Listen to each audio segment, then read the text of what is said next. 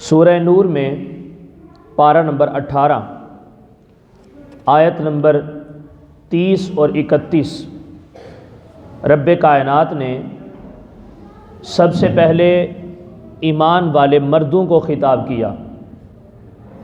یہ یاد رکھیے گا، جو لفظ میں یہاں پہ پڑھنے لگا ہوں، جو رب نے لفظ یہاں پہ استعمال فرمائے ہیں، ان کا ایک خاص چناؤ ہے۔ قرآن مجید برہان رشید کا یہ اعجاز ہے کہ اس کا ایک ایک لفظ اور ایک ایک حرف جو ہے اس کے پیچھے ان گنت اسرار اور رموز موجود ہیں۔ اللہ رب العزت نے یہاں پر کلمہ گو شخصیات کی دو قسمیں ہوتی ہیں۔ ایک بندے کو مسلمان کہا جاتا ہے اور ایک بندے کو مومن کہا جاتا ہے۔ توجہ سے سنیے گا، ایک بندے کو مسلمان کہا جاتا ہے اور دوسرے بندے کو مومن کہا جاتا ہے۔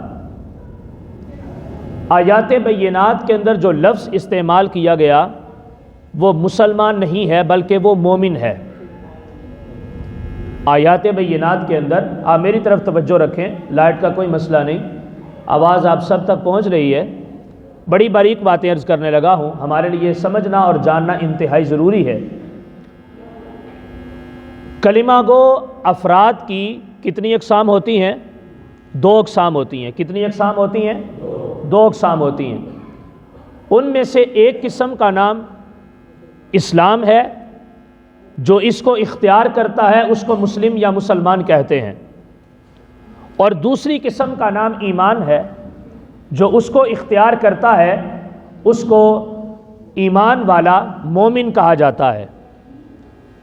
اب اس سے آگے نکل کے ایک اور بات سمجھنے کی کوشش کیجئے گا۔ اسلام اور ایمان، یہ دونوں کیفیات جو ہیں یہ ایک شخص کے اندر پیدا ہو سکتی ہیں، جمع ہو سکتی ہیں۔ ایمان کی کیفیت اور اسلام کی کیفیت، یہ دونوں جو کیفیات ہیں، یہ دونوں کنڈیشنز جو ہیں، وہ ایک حضرت انسان خواہ وہ مرد ہے یا عورت ہے، دونوں میں سے کسی ایک انسان کے اندر ان دونوں چیزوں کا، دونوں کیفیات کا پایا جانا ممکن ہے، ناممکن نہیں ہے، پاسبل ہے۔ لیکن فرق اس کا صرف اتنا سا ہے کہ ایک مسلمان جو ہے کہ جس کے اوپر شریعت کے تناظر میں لفظ مسلم کا اطلاق ہوتا ہے، خواہ وہ مسلم مرد ہے یا مسلمہ خاتون ہے، جس شخصیت کے اوپر شریعت کے قواعد اور ضوابط کی وجہ سے لفظ مسلم یا مسلمہ کا اطلاق ہو سکتا ہے یا ہوتا ہے، اس کے لیے لازم نہیں ہے کہ وہ ایک وقت کے اندر مسلمان ہونے کے ساتھ ساتھ پکا مومن یا پکی مومنہ بھی ہو۔ ابھی یہ مومن یا مومنہ والا جو ایک سفر ہے، یہ ایک جو ٹریول کرنا ہے، یہ جو ایک فاصلہ ہے، اس کو ابھی طے کرنا ہے۔ جس بندے کے اوپر، جس ذات کے اوپر شرعی تناظر میں لفظ مسلم کا اطلاق ہو سکتا ہے، یہ ضروری نہیں ہے کہ وہ ایک وقت میں مسلمان بھی ہو اور اس کے ساتھ ساتھ مومن بھی ہو۔ لیکن جس بندے کے اوپر لفظ مومن کا اطلاق ہوتا ہے، اس کے اندر یہ دونوں کیفیات بیک وقت موجود ہوتی ہیں۔ وہ ایک وقت میں مسلمان بھی ہوتا ہے اور ایک وقت میں مومن بھی ہوتا ہے۔ فرق سمجھ میں آیا؟ جس بندے کے اوپر شریعت کے تناظر میں، میں پھر اس کو سمجھاتا ہوں، کلمہ گو بندے کی دو کیفیات ہوتی ہیں۔ ایک ہوتا ہے مسلمان ہونا، ایک ہوتا ہے مومن ہونا۔ اب ایک بندہ جو کلمہ پڑھ رہا ہے، اس کے اندر ان دونوں کیفیات کا جمع ہونا ممکن ہے، ناممکن نہیں ہے۔ لیکن اس کی کچھ خاص کیفیات ہیں، اور وہ یہ ہے کہ جو بندہ شریعت کے قواعد و ضوابط کی روشنی میں مسلمان کہلانے کے قابل ہو چکا ہے، وہ ضروری نہیں ہے کہ اس کو مسلمان کے ساتھ ساتھ مومن بھی کہا جائے۔ لیکن جو بندہ اسلام اور شریعت کے تناظر میں مومن کی ڈگری کو پا چکا ہے، اب اس کے لیے ایک وقت کے اندر مومن ہونا بھی ممکن ہے، مسلمان ہونا بھی ممکن ہے۔ یعنی کہ مقصد بات کرنے کا یہ ہے کہ دونوں چیزوں کا جو مقصد اور مقطع نظر ہے وہ اللہ اور اللہ کے رسول علیہ الصلاۃ والسلام کی رضا اور خوشنودی ہے۔ مسلمان ہونا اور مومن ہونا، ان دونوں چیزوں کا تعلق، ان کا جو مقصد ہے، جو رزلٹ ہے، جو اینڈ والا پوائنٹ ہے، جو مرکز نگاہ ہے، جو مرکز عمل ہے، وہ صرف اور صرف یہ ہے کہ مجھ سے میرا رب بھی راضی ہو جائے، میرا مصطفیٰ بھی راضی ہو جائے۔ دونوں چیزوں کا یہی مقصد ہے۔ اب اس مقصد کی منزل کو ذرا اوپر رکھیں، اور منزل کے اوپر پہنچنے کے لیے ایک سیڑھی ہوتی ہے۔ اب اس سیڑھی کے لیے سمجھ لیں دو زینے ہیں، ایک زینے کا نام اسلام ہے اور ایک زینے کا نام ایمان ہے۔ تو جو بندہ اسلام کے سٹیپ کے اوپر قدم رکھتا ہے وہ مسلمان تو ہوتا ہے لیکن مومن نہیں ہوتا، اور جو بندہ اسلام کے سٹیپ سے سٹرگل کر کے، محنت کر کے، مجاہدہ کر کے مومن کے مقام کے اوپر پہنچ جاتا ہے، اب چونکہ وہ اسلام سے گزر کے گیا ہے لہٰذا اس کو مومن بھی کہا جائے گا اور اس کو مسلمان بھی کہا جائے گا۔ اب یہاں پہ یہ پوری گفتگو جو ہے، یہ پوری تمہید جو ہے، اب اس تمہید کو اب ان آیات کے اوپر ہم منطبق کرتے ہیں اور دیکھتے ہیں کہ مومن کون ہوتا ہے۔ ہم نے اب دیکھنا ہے کہ مومن کون ہوتا ہے، مومن کے اندر کون سی کیٹیگریز ہوتی ہیں، کون سی کوالٹیز ہوتی ہیں۔ اب اس کا اللہ رب العزت نے مومن کی کیفیات کا مختلف مقامات کے اوپر چیدہ چیدہ کر کے تذکرہ فرمایا ہے۔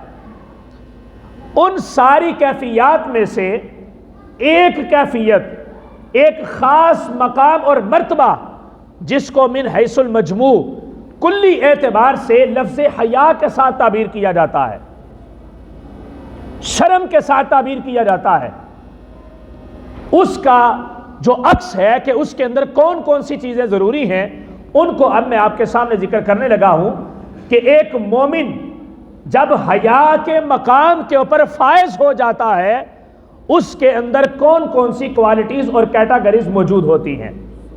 اللہ رب العزت نے پہلے مردوں کو خطاب کیا، پہلے مرد کو خطاب کیا، عورت کا ذکر بعد میں ہے۔ لیکن یہاں پر اب خاتون یہ نہ سمجھے کہ مرد کا پہلے ذکر آ گیا ہے، ہمارا ذکر بعد میں ہے تو زیادہ پردہ اور حیا جو ہے وہ مرد کے لیے ضروری ہے۔ ایسا نہیں ہے، اگرچہ مرد کا ذکر رب نے پہلے کیا ہے لیکن خاتون کا ذکر بعد میں کرنے کے ساتھ ساتھ اللہ رب العزت نے جتنی چیزیں مرد کے لیے لازم قرار دی ہیں ان سے ڈبل ٹربل چیزیں جو ہیں وہ خاتون کے لیے لازم قرار دی ہیں۔ اللہ تعالیٰ نے ارشاد فرمایا، قل اے میرے محبوب، للمؤمنین، مومن مردوں سے فرما دیں، مسلمان کو نہیں کہا، قل للمسلمین نہیں کہا بلکہ قل للمؤمنین کہا ہے۔ اب وہ ساری گفتگو جو پیچھے میں نے ذکر کی ہے کہ کلمہ گو شخصیت کی دو کیٹیگریز ہوتی ہیں اور اس کا جو میں نے سمری بیان کی ہے، جو خلاصہ بیان کیا ہے، اب اس کو اس لفظ کے اوپر لا کے منطبق کریں اور ذرا دیکھیں، اب اپنا محاسبہ کریں ہم کہ آگے جو مومنین کی صفات ذکر کی جا رہی ہیں کیا اس لفظ کے اندر ہم شامل ہیں؟ کیا ہمارے لیے قل للمؤمنین کا جو یہاں پر لفظ استعمال کیا گیا ہے کیا ہم اس کیٹیگریز کے اندر شامل ہیں یا ہم صرف قل للمسلمین کے اندر ہیں؟ اللہ تعالیٰ نے ارشاد فرمایا، قل للمؤمنین، اے میرے محبوب مومن مردوں کو فرما دیں کیا، یغضوا من ابصارہم، اپنی نظروں کو جھکا کے رکھا کریں، اپنی نظروں کے اندر حیا پیدا کریں، اپنی نظروں کے اندر شرم پیدا کریں، اپنے آپ کو غلط قسم کے نظریات کی طرف جانے سے گریز میں رکھا کریں، روک کے رکھا کریں۔ یہ سب سے پہلے اللہ رب العزت نے مومن مرد کے لیے یہ لفظ استعمال کیا ہے، یغضوا من ابصارہم۔ اے مومن مرد، اگر تو مومن ہونے کا جو ہے اس بات کا اظہار کرتا ہے اور دعویٰ کرتا ہے کہ میرے ایمان جیسا کوئی ایمان نہیں ہے، میری کیفیت جیسی کوئی کیفیت نہیں ہے، میں جنت کا مالک بن گیا، میں حضور کا چہیتا بن گیا، میں عاشق رسول بن گیا، تو اس عشق رسالت کے اندر ذرا یہ تو دیکھو کہ کیا تمہاری نظروں کے اندر حیا موجود ہے؟ سب سے پہلا جملہ مومن کے ساتھ خطاب کیا، یعنی کہ اس کا خلاصہ یہ نکلتا ہے کہ جس بندے کی نظر کے اندر حیا نہیں ہے، جس بندے کی نظر کے اندر حیا نہیں ہے، میں جس مقام پہ آپ کو لے کے آنا چاہتا ہوں وہ یہ ہے کہ جس بندے کی نظر کے اندر حیا نہیں ہے، وہ بندہ زبان سے کلمے کا اظہار تو کر رہا ہے لیکن دل سے ایمان کا اظہار نہیں کر رہا۔ زبان سے اقرار باللسان تو موجود ہے اس کی کیفیت کے اندر، اس کی ذات کے اندر، طبیعت کے اندر، لیکن تصدیق بالقلب کا جو حکم ہے وہ اس کی طبیعت اور کیفیت کے اندر نظر نہیں آتا۔ تو سب سے پہلے مومن مرد کے لیے جو لازم چیز ہے وہ یہ ہے کہ اگر مومن اپنے ایمان کو مضبوط کرنا چاہتا ہے، یا کوئی بھی مسلمان مومن کی ڈگری اور مومن کا سرٹیفکیٹ اور سند حاصل کرنا چاہتا ہے، اس کے لیے سب سے پہلی بات یہ ہے کہ وہ اپنی نظر میں حیا پیدا کرے۔ یغض من ابصارہم، سب سے پہلے اپنی نظروں کو جھکائے، نیچا رکھے، وَيَحْفَظُوا فُرُوجَهُمْ، اور دوسری بات، دوسری جو اس کی کیفیت ہونی چاہیے وہ یہ ہے کہ اپنی شرمگاہ کی حفاظت کرے۔ وَيَحْفَظُوا فُرُوجَهُمْ، اپنی شرمگاہ کی حفاظت کرے، اپنی شرمگاہ کو کسی حرام جگہ کے اوپر خرچ نہ کرے، بلکہ اپنی شرمگاہ کو اللہ رب العزت نے جو ایک انداز اور جو ایک طریقہ دیا ہوا ہے اس طریقے کے مطابق اس کو جائز اور حلال جگہ کے اوپر استعمال کرے۔ نبی کریم علیہ الصلوۃ والسلام کا مجھے یہاں پر ایک فرمان یاد آ گیا۔ آقا کریم علیہ الصلوۃ والسلام فرماتے ہیں، من یضمن لی ما بین لحییہ وما بین رجلیہ اضمن لہ الجنہ۔ اب میں کیا کروں، میری عادت ہے، مجبوری ہے میری، مجھے ایک ایک بات کے اوپر وضاحت کرنی پڑتی ہے اور مجھے یہ لطف آتا ہے اس کے اندر۔ اس حدیث پاک کو سمجھنے سے پہلے پھر ایک تمہید سمجھ لیں، جو میں نے حدیث اب تلاوت کی ہے اس کو سمجھنے سے پہلے پھر ایک تمہید سمجھ لیں۔ ہم سارے لوگ نماز پڑھتے ہیں، ہمارا مقطع نظر کیا ہے کہ ہم جنت میں چلے جائیں۔ یہ رمضان شریف آیا، ہم روزے رکھ رہے ہیں، ہمارا مقطع نظر کیا ہے کہ ہم جنت میں چلے جائیں۔ اگر کوئی صاحب نصاب ہے، اس کے اوپر زکوٰۃ فرض ہو چکی ہے، تو وہ زکوٰۃ اس سوچ کی وجہ سے دیتا ہے کہ رب مجھ سے راضی ہو جائے، مجھے جنت مل جائے۔ اگر کسی کے اوپر حج فرض ہو چکا ہے تو وہ حج کی ادائیگی اس وجہ سے کرتا ہے کہ میں حج کر کے رب کو راضی کر کے جنت کے اندر چلا جاؤں۔ لیکن میرے بھائیو یاد رکھنا، نماز کی ادائیگی سے جنت کے اندر درجات تو ملیں گے، روزے کی ادائیگی سے جنت کے اندر مقامات تو ملیں گے، زکوٰۃ اور حج کے فریضے کی ادائیگی کی وجہ سے جنت کے اندر منزل اور شان تو ملے گی، لیکن یاد رکھیے گا جنت کے اندر داخلہ جو ہے وہ ایمان کی وجہ سے ملے گا۔ نماز کا تعلق، روزے کا تعلق، زکوٰۃ کا تعلق، حج کا تعلق ارکان اسلام کے ساتھ ہے، ارکان ایمان کے ساتھ نہیں ہے، یہ یاد رکھیے گا۔ ایک ایک بات بڑی قابل غور ہے، نوٹ کرنے کے مترادف ہے۔ نماز، روزہ، حج اور زکوٰۃ، یہ چاروں چیزیں اسلام کے رکن ہیں۔ جب کوئی بندہ ہم سے سوال کرتا ہے کہ اسلام کے کتنے ارکان ہیں، تو ہم اس کو کہتے ہیں اسلام کے 5 ارکان ہیں۔ وہ اسلام کے 5 ارکان کون سے ہیں؟ کلمہ توحید ہے، نماز ہے، روزہ ہے، حج ہے اور زکوٰۃ ہے۔ اب مجھے بتائیں یہ اسلام کے ارکان ہوئے یا ایمان کے ارکان ہوئے؟ یہ تو اسلام کے ارکان ہیں۔ ایمان کے ارکان کیا ہیں؟ جنت کے اندر دخول اسلام کے ارکان کی وجہ سے نہیں، ایمان کے ارکان کی وجہ سے ہے۔ اب وہ ایمان کے ارکان کون سے ہیں؟ ایمان کے ارکان کا میں خلاصہ صرف ایک لفظ کے اندر بیان کر دوں تو وہ یہ ہے، رسول کریم علیہ الصلوۃ والسلام کی مکمل اطاعت اور فرما برداری ایمان کا رکن ہے۔ رسول اللہ صلی اللہ علیہ وسلم کی مکمل اطاعت اور فرما برداری۔ میرے مصطفیٰ کیسے کھاتے تھے، کیسے حضور پیتے تھے، کیسے حضور چلتے تھے، کیسے حضور سوتے تھے، کیسے حضور اٹھتے تھے، کیسے حضور بیٹھتے تھے، کیسے کلام کرتے تھے، کیسے معاملہ کرتے تھے، کیسے حضور نے نکاح کیا، کیسے حضور نے تجارت کی۔ الغرض آقا کریم علیہ الصلوۃ والسلام کی پیدائش کے وقت سے لے کے حضور کے وصال ظاہری کی صبح تک آقا کریم علیہ الصلوۃ والسلام کی مکمل حیات طیبہ کی اطاعت اور فرما برداری کرنا یہ ایمان کا رکن ہے. یہ ہوگا تو پھر جنت کے اندر دخول ہوگا. اگر کسی بندے کا ایمان کمزور ہے، اگر کسی بندے کا ایمان ضعیف ہے، تو اس کو پھر اپنا محاسبہ کرنا چاہیے. جنت کے اندر داخلہ مشکل ہو جائے گا. ایک بندے کے پاس رول نمبر سلپ ہی نہیں ہے جی، وہ ایگزامینیشن ہال کے اندر کیسے داخل ہو سکتا ہے؟ پھر چلو سفارش کر کے، کوشش کر کے، قبر ایگزامینیشن ہال ہے، اس نے کوشش کر کے محنت کر کے اس امتحان کو پاس کر لیا. اب آگے جب اس کے پاس میٹرک کی سند ہی نہیں ہے، وہ ایف اے کے اندر داخلہ کیسے لے سکے گا؟ تو اس لیے جس بندے کے پاس اسلام کی مضبوط سند نہیں ہے وہ ایگزامینیشن ہال کے اندر داخل نہیں ہو سکے گا، اور اس کے بعد جس کے پاس ایمان کی سند موجود نہیں ہوگی وہ جنت کے اندر داخل نہیں ہو سکے گا. تو میرے آقا کریم علیہ السلام اب اس ساری تمہید کو اب یہاں پہ لے کے آئیں. حضور ارشاد فرماتے ہیں من یضمن لی ما بین لحییہ وما بین رجلیہ اضمن لہ الجنہ.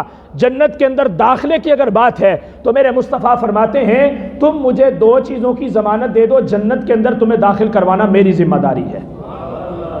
تم دو چیزوں کی ضمانت دے دو، بس ان دو چیزوں کی ضمانت مجھے تمہاری طرف سے مل جائے.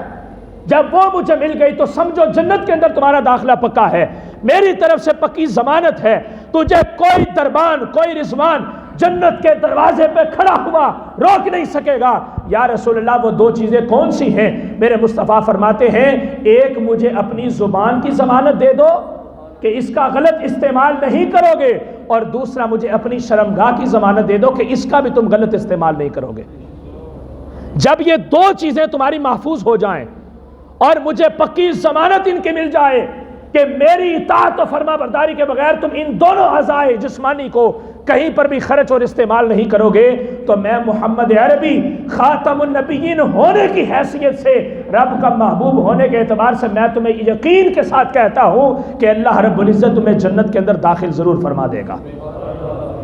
اب اس لیے میرے مصطفیٰ کریم علیہ السلام نے فرمایا جنت کے اندر داخلہ مومن کے لیے ہے. تو اس مومن کے لیے کیا ضروری ہے؟ فرمایا یغضوا من ابصارہم، اپنی نظروں کے اندر حیا پیدا کرو، اپنی نظروں کے اندر شرم پیدا کرو. پبلک پلیس میں بھی، تنہائی میں بھی، خلوت میں، جلوت میں، ہر لحاظ سے حیا جو ہے وہ تمہاری طبیعت کے اندر ہونی چاہیے. تم جس کیفیت میں ہو تمہیں اتنا یاد ہونا چاہیے اگر مجھے کوئی بندہ، کوئی انسان نہیں دیکھ رہا تو رب ذوالجلال دیکھ رہا ہے. اب یہاں پر یہ دو چیزیں اللہ رب العزت نے مومن مردوں کے لیے ذکر فرمائیں. اور آگے آ جائیں اب خواتین کے اوپر. اللہ تعالیٰ نے ارشاد فرمایا پہلی دونوں چیزیں یہی ہیں وَقُلْ لِلْمُؤْمِنَاتِ يَغْضُضْنَ مِنْ أَبْصَارِهِنَّ. وہاں پر بھی مومنہ خاتون کا ذکر کیا گیا، مسلمہ خاتون کا نہیں. اللہ نے فرمایا وَقُلْ لِلْمُؤْمِنَاتِ، اے میرے محبوب مومنہ عورتوں سے کہہ دیں يَغْضُضْنَ مِنْ أَبْصَارِهِنَّ، اپنی نظروں کے اندر حیا پیدا کریں، اپنی نظروں کو جھکا کے رکھیں. وَيَحْفَظْنَ فُرُوجَهُنَّ، اپنی شرمگاہ کی حفاظت کریں. وَلَا يُبْدِينَ زِينَتَهُنَّ إِلَّا مَا ظَهَرَ مِنْهَا، اور جان بوجھ کے اپنی زینت اور اپنی شرمگاہ کو کسی کے اوپر واضح نہ کریں. اپنی زینت، اپنا زیور، اپنی خوبصورتی، اپنے جسم، اپنے اجسام کی کیفیت کے اندر ایسی تبدیلی یا ایسا چینج پیدا نہ کریں کہ جو سمجھا جائے کہ یہ جان بوجھ کے اپنے آپ کو غیر مرد کے سامنے آویزاں کر رہی ہے. وَلَا يُبْدِينَ زِينَتَهُنَّ إِلَّا مَا ظَهَرَ مِنْهَا، مگر جو ایک عام روٹین میں چلتا ہے. وہ کیا ہے؟ وہ عورت کا چہرہ ہے، وہ عورت کے ہاتھ ہیں، وہ عورت کے پاؤں ہیں. فرمایا یہ جو روٹین کے اندر چلتا ہے اس کی کوئی جو ہے وہ پکڑ نہیں ہے، اس کی خیر ہے، لیکن اس کے باوجود اگر تمہارا لباس اتنا چست ہوا یا تمہارے اعضاء جسمانی جو ہیں، جو چھپانے والی چیزیں تھیں، وہ واضح طور پہ نظر آ رہی ہوں گی تو سمجھ لینا تم پھر مومنہ نہیں ہو، تم صرف زبان سے کلمہ پڑھنے والی ہو. پھر میرے مصطفیٰ کی امتی ہو کر اور حضور کی خادمہ ہو کے میرے آقا کریم علیہ الصلوۃ والسلام کے ساتھ جو ایک ایمان کا مضبوط تعلق ہونا چاہیے تھا وہ تعلق تم نے حضور کے ساتھ پیدا نہیں کیا. یہ مومنہ خاتون سے خطاب ہے۔ پھر اس کے تناظر میں آگے بڑی ساری چیزیں اللہ رب العزت نے لمبی آیت ہے، یہ 3 چیزوں میں نے ایک مومنہ خاتون کے لیے اور 2 چیزیں ایک مومن مرد کے لیے جو میں نے ذکر کی ہیں، جب ان چیزوں کا ہم خاص اہتمام کر لیں تو ہمارا معاشرہ انشاءاللہ العزیز پاکیزگی اور طہارت کی طرف سفر کرتا ہوا نظر آئے گا۔